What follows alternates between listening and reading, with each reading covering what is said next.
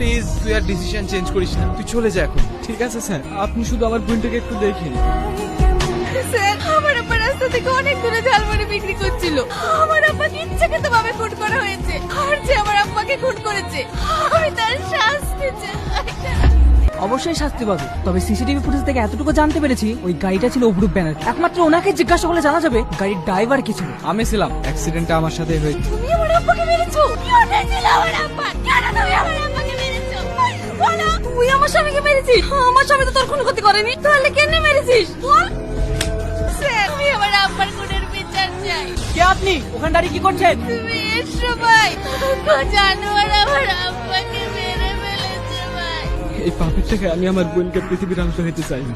আমি আমার বোনের চিকিৎসার জন্য দিনরাত পরিশ্রম করি। তুই ড্যাড, এত বড় একটা ব্যাপার এত সহজে হ্যান্ডেল করে নিলে। সেই জন্যই তো আমি তোর বাপ। আচ্ছা ড্যাড, তুমি কি সত্যি ওকে জেল থেকে ছাড়াবে? আচ্ছা তোর কি মনে হয় আমাকে